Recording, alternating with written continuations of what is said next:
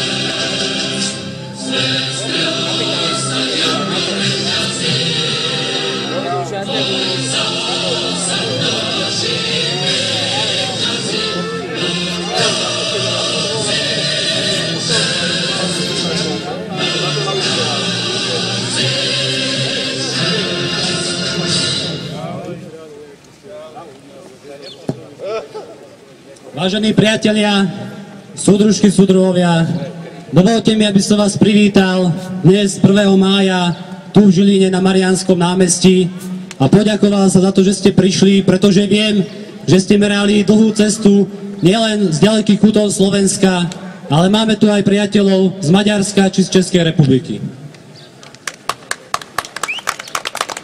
Je nedeľa 1. mája 2016 a ja tak nesmelo dúfam, že predavačky z Milk a Grasu aspoň dnes doma pri svojich rodinách, pri svojich manželoch, pri svojich deťoch. Chcel by som veriť, že nerobia nadčasy zadarmo, že si môžu v pohode vybrať dovolenku, keď potrebujú a že 4 či 5 žien na predajni úplne stačí na celý ten objem práce, ktorú by za normálnych okolností vykonávalo napríklad 8 žien. A už úplne by som chcel veriť tomu, že za svoju maximálnu prácu a nasadenie nedostávajú len minimálnu mzdu. A keďže všetci dobre poznáme pomery na rôznych iných pracoviskách, pretože ich aj sami zažívame, stávajú sa z nás tak trošku logicky neverci. My totiž neveríme všetkým tým blábolom o nemožnosti riadneho zvýšenia miest. My neveríme tomu, že sme jediní vyvolení, ktorí sa musia neustále uskromňovať a uťahovať si opasky. A už vonkoncom neveríme, že je to tak normálne, prirodzené a že jedného dňa raz svitnú aj lepšie časy pre nás. My neveríme, ale vieme, že našimi jedinými zbraňami sú odhodlanosť a jednota pracujúcej triedy a že čo si reálne nevybojujeme, to nikdy ani nezískame. Ďakujem. Toľko možno pár slov na úvod.